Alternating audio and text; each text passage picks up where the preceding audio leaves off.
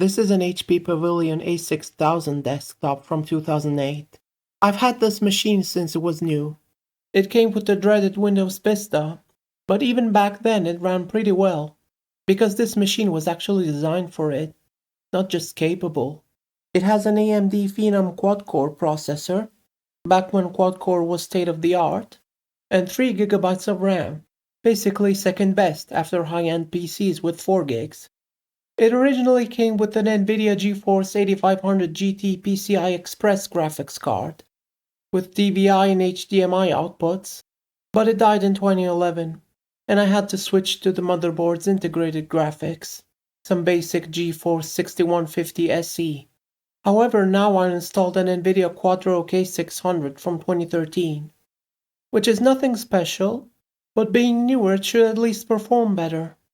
We can connect it to a television with a DVI to HDMI cable, and it even carries sound, but only in stereo, which is 2 channels.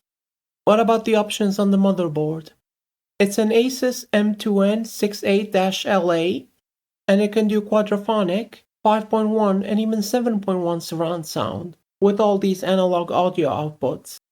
It works best with a dedicated sound system, but in a pinch you can plug in any pair of powered stereo speakers, one for the front, another pair for the rear, one more pair for the sides if you want 7.1, a mono speaker for center, and finally a subwoofer.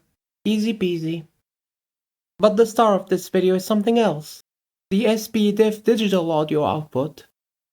I've never used it in the 18 years I've had this computer, because I didn't have anything with a digital audio input, but not too long ago, my family inherited this home theater system for the living room.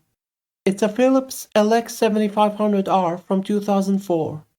It has a 5.1 surround sound system that sounds absolutely phenomenal. Its only disadvantage, due to its age, is the lack of HDMI inputs, so it can't do audio return channel or fancy stuff like that. The TV is connected to the home theater with a digital optical audio cable, also known as Toslink. The TV and the set-top box are only carrying a stereo signal, but it can be interpolated to surround sound if you enable the extended music mode. The TV itself also has an option to interpolate audio called DTS Neo, but in my testing I found that it sounds worse. The center channel is a little too strong, basically eliminating the stereo effect. I did adjust the settings in the home theater. I initially tried several new computers connected to the TV directly via HDMI, but they wouldn't let me select more than 2 channels. Uncompressed PCM can only do up to stereo, but I would have thought there'd be a setting for compressed sound or more channels. The only OS that could show this setting is Linux, however there must be some hardware limitation, because selecting any more than 2 channels causes the sound settings to crash. So I'm guessing this Samsung TV from 2014 can only handle stereo, which is a shame. The manual confirms that if you want to use surround sound, you have to connect the device directly to the home theater. But as far as I know, the digital TV broadcasts here are all stereo anyway, so we still don't get surround sound if I use the set-top box optical audio output instead of the TVs. However, we'll do away with all that and try the digital audio out option of this 2008 HP Pavilion, plugged in directly to the home theater with a simple RCA cable. You don't need a fancy cable, and if you think this one's not going to work properly, I suggest you watch this video by V Westlife, where he tries the worst possible conditions for digital audio. Long story short, it either works perfectly or not at all. It's analog that can degrade slightly, not digital. Like my recent video about the 2002 HP Pavilion, this is not going to be a nostalgia throwback video. So instead of the original hard drive with Windows Vista, I've installed a solid state drive and Windows 10. I first did a video about Windows 10 on this computer in 2020, where it ran terribly because of the slow hard drive. But after putting an SSD, this AMD equivalent to the Intel Core 2 Quad is still a good performer today, even with just 3 gigs of DDR2 RAM. Windows 10 initially detected the SSD as a hard drive, which alarmed me because it meant it would try to defragment it, but after installing the chipset drivers, it's detected correctly. After installing all drivers, we find that the Realtek HD settings still limit you to 2 channel. That's because it's doing uncompressed PCM. There is, however, a way to enable Dolby or DTS encoding for 5.1 surround sound with these modified drivers. Unfortunately, they get detected by Windows Defender antivirus, but only as a hack tool, not as actual malware, so it should be safe to ignore. Though I'm only doing this on a test installation I don't mind disposing of. And you have to disable driver signature enforcement once, just like I had to do for the touchpad drivers on my ThinkPad. And there you go. After some modification and driver replacement, we have the 5.1 setting. So does it work?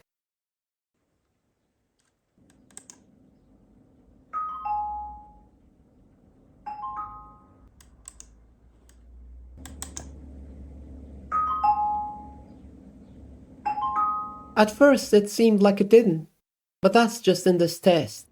If we go to try it here, it does work on all 6 speakers individually.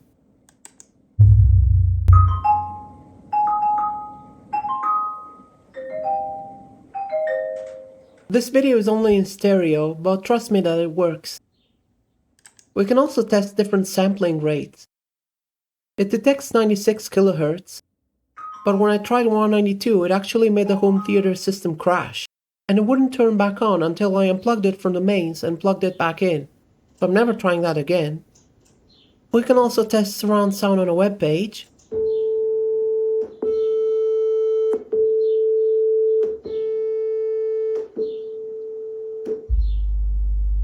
And on some other local files. Front left, front center, front right, right surround, left surround.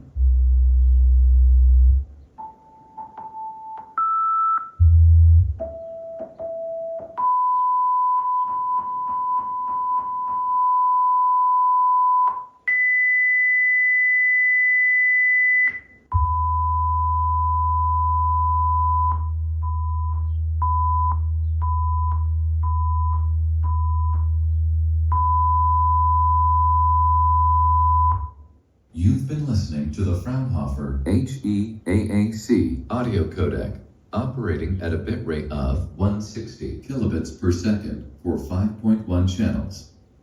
What about YouTube videos? Well, the surround test videos I found online didn't work. All the stuff that's supposed to play on the rear speakers plays on the front instead. And subwoofer doesn't work. So it's clearly only doing stereo. Maybe this configuration isn't supported, because I'm not sure what's wrong with it. This is with Chromium-based Edge, but I installed Firefox and it's the same behavior.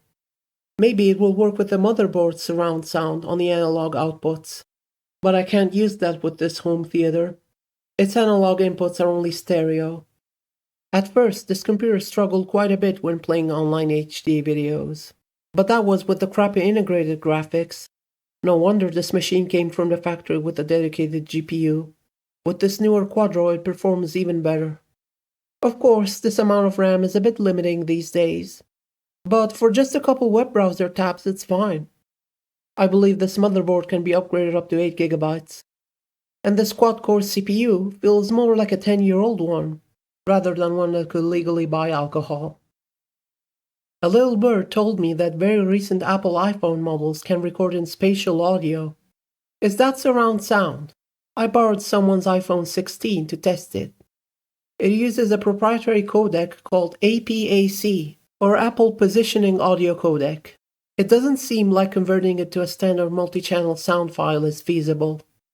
Playing it on this computer doesn't seem to be using more than 2 channels, even though the second audio stream beyond the stereo one is mentioned.